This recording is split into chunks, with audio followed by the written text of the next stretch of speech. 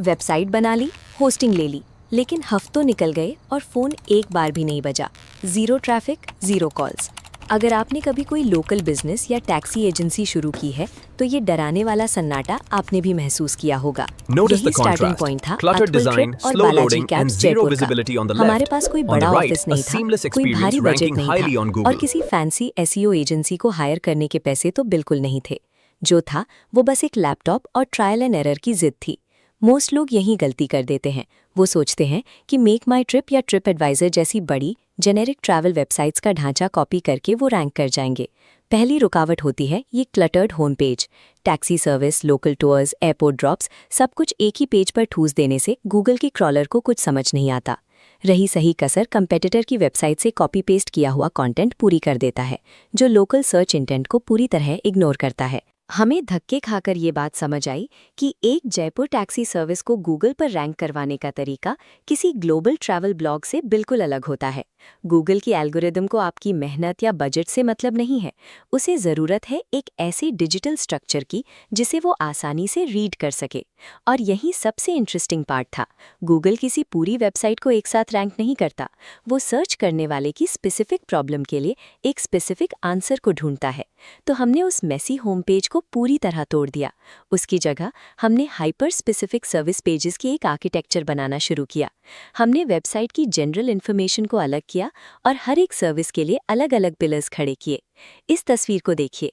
जयपुर में ऑटो और टैक्सी की भारी डिमांड है, तो हमने सिर्फ जयपुर टैक्सी सर्विस के लिए एक डेडिकेटेड स्टैंड अलोन पेज बनाया, जहां सिर्फ और सिर्फ जयपुर की लोकल ट्रांजिट की ही बात थी।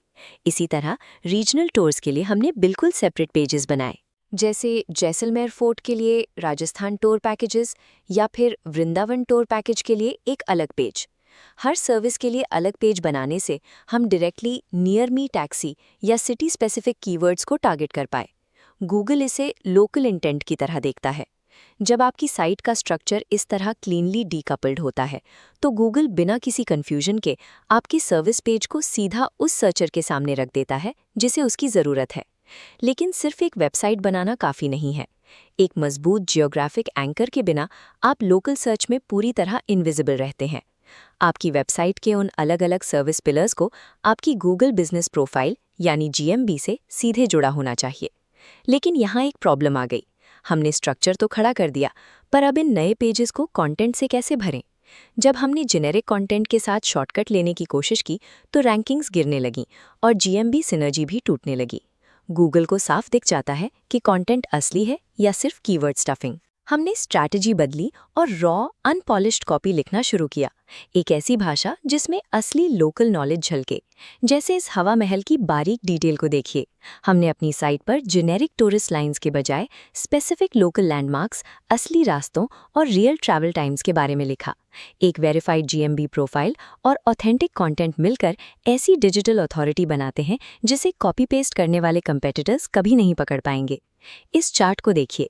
महीनों तक इंप्रेशंस की लाइन एकदम फ्लैट थी।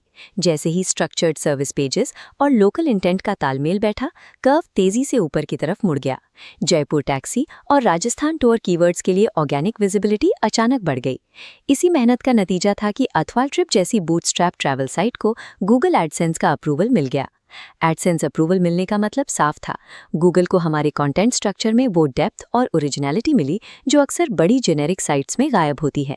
गूगल सिर्फ उस बिजनेस को ऊपर लाता है जो उस शहर की गलियों, रास्तों और ज़रूरतों को अपनी वेबसाइट पर सबसे साफ और स्ट्रक्चर्ड तरीके से पेश करता है। अगर आप एक लोकल बिजनेस ऑनर हैं, तो मैजिक हैक्स के पीछे पैसे बर्बाद करना बंद कीजिए। आपको बैठकर अपने डिजिटल एसेट्स को स्ट्रक्चर करने का ये अनग्लैमरस काम खुद करना होगा। असली ग्रोथ रातों रात नहीं, सही ब्लूप्रिंट को लगातार फॉलो करने से आती है। अगर आपको ऐसे ही अनफिल्टर्ड ट्रायल एंड एरर वाले केस स्टडीज देखने हैं तो सब्सक्राइब कीजिए।